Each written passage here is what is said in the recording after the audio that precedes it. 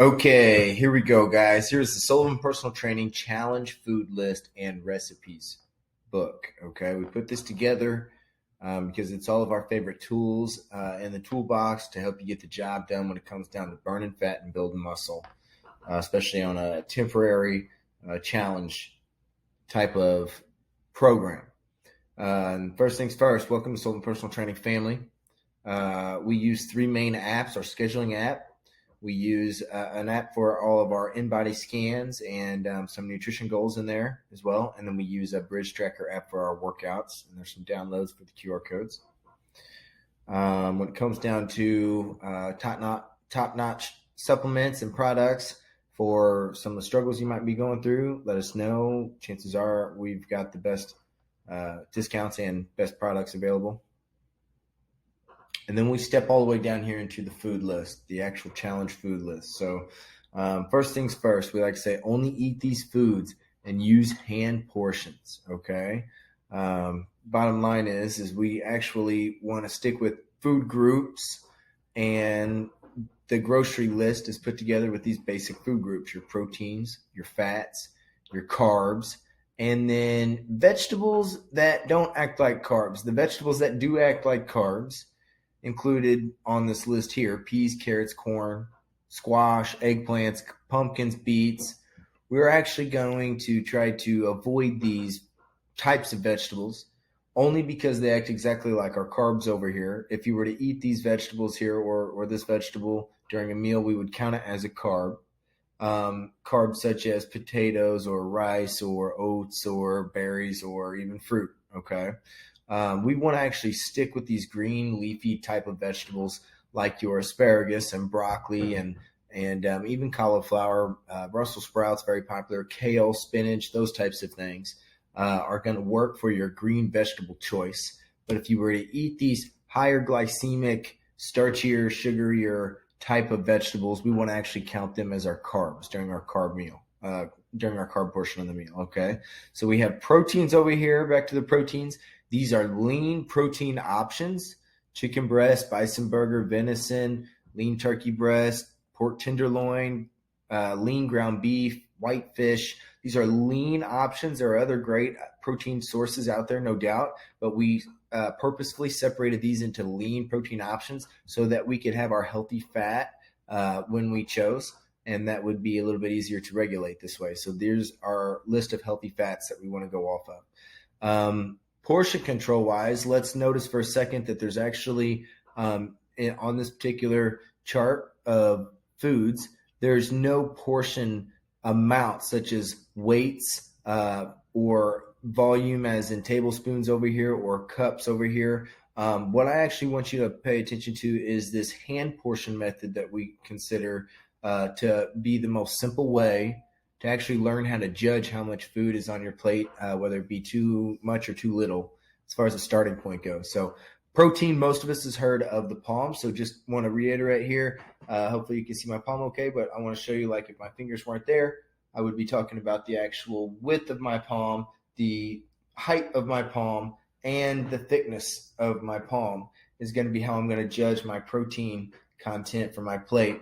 And that would be your palm for your protein, and maybe your partner's palm for their protein, to give you an example of how that would be more individualized. In this case, you'll always have your palms with you no matter what. You probably most of the time will not have your digital scale with you, like you may in your kitchen if you're out at a restaurant or a family gathering or something along those lines. So use your palm for the protein serving. Back to the chart here. For thumb, I like to actually consider the thumb a really good way of looking at how much we, maybe peanut butter, for example, we should be putting on the spoon. So instead of worrying about what kind of spoon or what size spoon or measuring cup we're actually holding on to, no matter what size spoon I'm holding on to here, if I picture my thumb laying on top of that, that would be my serving of healthy fat for the meal, whether it be one of my butters over here or even oil. Use your best common sense judgment on how much oil that thumb portion would actually be. And I always tell my clients to use your best common sense judgment, because even on the palm size piece of protein, it's not always going to match, your fish or your chicken may not always match the shape of your palm, but use your best common sense judgment on whether or not it's too much or too little for your plate at the time. So thumb for fats. In my opinion, carbs and vegetables are even easier over here. We've got the fist, works for both carbs and vegetables. So in this case, hard to get that wrong. You can put your fist down by your plate and literally check and see if it's, more sweet potato than this or less, or whatever you're looking for there, half and half of rice and potato, whatever you're looking for. So get a fist amount of carbs each serving, and then a whole fist amount at least on the green vegetables. Again, we're trying to stick with the green leafy type of vegetables and or high fibrous ones like asparagus and Brussels sprouts. But that would be what we're trying to consider vegetables. If we're actually considering these vegetables, they're not going to take the place of your green, high fibrous, leafy vegetable. They're going to count as your carb during your meal. Okay. So that is the portion control side of the nutrition with this grocery list. Okay. Let's save complicated for when simple's not working. So we believe in the hand portion control method until we're not actually working towards our goal anymore result wise. So moving down a little bit, this is how we actually want to structure our day. This is what I call the daily structure here between the big three: breakfast, lunch, and dinner. And a lot of us are maybe skipping breakfast, but that tends to make sense if we are not eating what we should be during breakfast and lunch, and therefore pick it out on dinner and kind of full when we go to bed, or extra full when we go to bed and we wake up full. So in this case, what we want to do is we want to take a pinch of the color code here. If you notice, orange would represent carb, blue represents protein, the green represents the green vegetable, and we want to have a protein, a vegetable, and a carb basically for breakfast, also a protein, a vegetable, and a carb for lunch. So we're actually going to get a serving of carbs up to a fist amount worth each day during the daytime, during the morning time and the midday time when we should be physically active and trying to use our brain and our muscles. So when we're going to take in that glucose, that carb amount.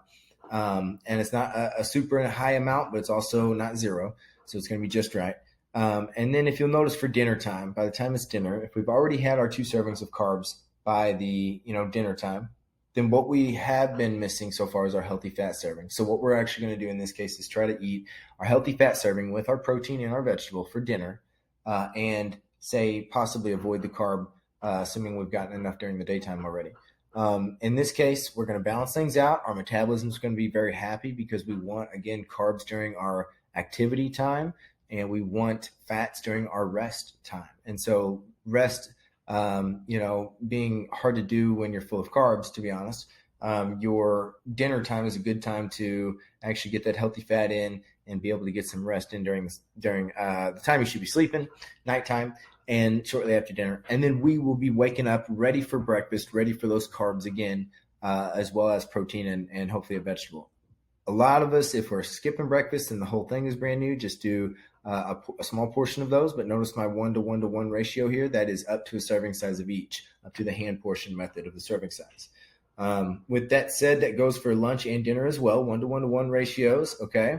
If you can't really eat that much right off the bat, because it is a lot of food right off the bat, I want you to just kind of do a pinch of each serving equally, and build up to a half portion and then a full portion of food. Once you're actually used to that and your body is in a calorie deficit at the same time, you're going to be eating possibly more food than you're used to because it's real whole foods. And you are going to also be in a calorie deficit burning some fat. So when that's the case, your body will kind of talk to you in between meals a little bit. And in that case, that's when we want to go ahead and have a snack. You'll notice the snacks in between the big 3 here. And what I recommend is no more snacking on fruits or vegetables or junk food. Junk food should be obvious, but even fruits and vegetables are actually not exactly fueling us with the building blocks that we want that A, build lean mass like protein, or B, help curb the sugar cravings. So if we're snacking on the fruits and vegetables, chances are we're just craving a little bit more and more throughout the day and not feeling satisfied. But we need more protein in our system by the end of the day. So if you snack on strictly protein, anything from this protein column over here makes perfect snacks. We can even talk about, your 0% fat-free Greek yogurt. We can talk about boiled eggs. We can talk about, tuna packs, even jerky sticks, even protein powders. Okay, so something that's going to be tasty and enjoyable and convenient and be lean at the same time, so that we're avoiding the extra calories. So we've got breakfast, lunch, dinner. We've got all of our food groups covered, and we've got snacks in between, which is going to be strictly protein versus any kind of fruit or vegetable like we might normally go to while dieting. Okay. Supplements, we want to make sure we got our AM stack figured out and our PM stack figured out. Some of us need to get up and start our daily routine with things that we know make us successful, such as taking our vitamins in the morning. Some of us take a little bit more than that, whether it be a thermogenic, or whether it be, your Test Storm over here, which is a great product through Prestige Labs. So let's get that available. Let's get it ready. Let's get it near the toothbrush or the coffee maker, wherever you need your AM protocol, wherever you need it available and convenient, so that you don't forget it, and then it's easy to do and works with your schedule. The PM stack, same. Okay, let's get it near the toothbrush or the nightstand, or the bottle of water that you're going to be taking, with you to bed or something. So let's go with the sleep multiplier, the Burn PM, the EFA, all great products for helping you relax and helping you stabilize glucose levels and make sure you're increasing your REM cycle sleep. But I truly believe that having a morning routine and a PM routine, both with supplements and with just normal hygienic procedures, is going to help make your rest better and your day go smoother. So have those available, as well as your workout subs. So what do I mean by that? Well, sometimes we take a pre-workout supplement before working out to make sure that our blood is flowing and we're focused. Our intra-workout maybe some amino acids, some creatine, some electrolytes during our workout as well, so that we're recovering great, as well as any kind of post workout protein shake for extra recovery or muscle building is a good idea as well. Not all required by any means, but if that's what you're wanting to get the most out of, then that's what I would suggest. So that would be a great protein stack for workout days only. Okay. The AM stack, the PM stack, those are probably more like daily routines, such as multivitamins and your sleep multiplier. Moving on, in grocery helper form. All right, we've got the same list of foods, but actually in a matter of bulk quantities here, so that you can actually purchase this much in the grocery store itself. You do not have to have all of these. What I want you to do is only pick the foods you like and choose up to 3 to 4 of these protein groceries. Okay, up to 3 to 4 on the protein groceries. But you only need about 2 to 3 of the others of each. Okay, and here's a list of my favorite veggies, green veggies that count for the green veggies. Instead of these right here, which are going to be the high glycemic, starchy, sugary type of vegetables that act exactly like the carbs, go with some regular carbs and then buy these types of veggies. But you only need 2 or 3 different types, along with 2 or 3 carbs, 2 or 3 fats, and 3 to 4 proteins per week of groceries. Okay, especially if you're buying for yourself. Maybe a little bit more if you're buying for more people, but that's a good variety all by itself. We can kind of play this game right here where you, for breakfast, lunch, dinner, and even your protein snacks, okay, you would choose your protein, for instance, your carb, your veggie. I would avoid fat for breakfast and lunch in this case, but there are other cases where if that's not possible, you would go ahead and choose your fat, put it in there. And lunch and dinner sometimes for date night or something, if you want to have your carb during dinner and you can pre-plan that, then go ahead and have your fatty meal during lunch, for example. So it doesn't have to be set in stone. These are just really good guidelines for the metabolism and something to shoot for, okay? Down here, we talk about our condiments, okay? Spices, even beverages, okay? The golden rule, the pro tip right here is that if it's 0 calories, you can have it, okay? Other than that, if it's not on these lists, you cannot have it for the challenge, okay? That's the best way to do it, is just to be strict and say, yeah, I'll take mustard, soy sauce, lemon juice, balsamic, hot sauce, all from the grocery store. I'll stick with these, my favorites, okay? And just make sure, double check that there's 0 calories. And then try to make sure we're not drinking calories as well throughout the 6-week challenge at minimum, okay? We've got our awesome recipe book here, okay? The color code will make sense. We've got our blue for protein, yellow for fat, orange for carb, green for vegetables. So as you move through, you'll notice that we've got ingredients and directions that are very simple, some good looking pictures here, and this little color wheel next to each list of ingredients, which tells you that it has a protein, a vegetable, and a fat, for example, versus something that might have a protein, vegetable, and a carb. So I'm going through here kind of quick. But these are all very good looking recipes. There's over 20 something pages, 22 or 23 pages of recipes between breakfasts, lunches, dinners, snacks, even smoothies. Here's an example of sweet egg scramble that has, the protein, the veggie, and the carb, for example, like I said. So lots of good stuff here. Blueberry overnight oats ends up being one of our all-time favorites that we all tend to like around here quite a bit. And I'm just kind of moving quite along kind of fast just to show you how many different recipes there are. Turkey tacos, of course. Guilt-free pulled pork with sweet potatoes. Loaded baked potato. Chicken tacos, good stuff here. And so as I move along, you'll notice, like I said, over 20 pages. And here's where we get to our smoothies. These smoothies here count as full meals. There's 2 good for breakfast and lunch combination, 2 good for dinner combinations. Here's some dressing combinations, so you can make your own balsamic vinegar dressings. You can make your own honey mustard as well, without the real honey, unfortunately, but it still tastes wonderful and sweet. Okay, so we've got the 90-minute meal prep hack here. Okay, this is one of our favorite, most valuable documents. This is step 1 through 16, step 3 being my favorite, which is turn on your music in the kitchen. Get ready to do a little bit of work, but in no time, if you notice, you're going to be able to actually have your proteins and your carbs and your vegetables all cooking all at once and finishing up really close to the same time. Then you can put them in your containers and have them ready for the week. Step 16, probably my other favorite, which is eat one meal according to the plan, which is just simply going to be time for your meal at that point. So don't forget to eat when you get done doing all that cooking. Restaurant ordering system. This is another PDF here, front and back document that we're very proud of. We think it saves people a lot of money and it saves them a lot of grief when you do go out to the restaurant. Follow these steps here to stay on our guidelines, the ones that I explained earlier. And there are just some pro tips in here on how to talk to the waiter or waitress. Remind you, about the do's and don'ts on alcohol, of course. Also, we've got the sauce and seasoning guide in here. What we did was we've got 3 or 4 pages here worth of, top-notch sauces and seasonings that other people have used, including us.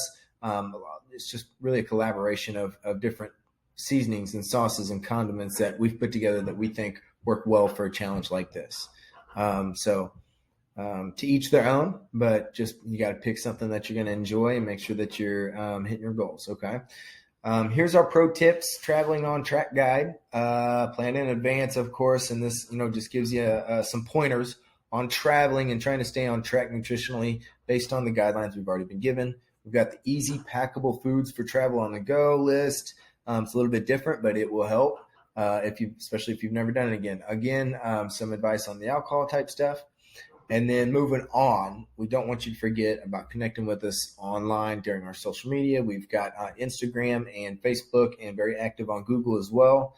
And of course, we love our Google reviews. So that is our nutrition orientation here at Sullivan Personal Training. I hope you enjoyed and I hope it makes sense.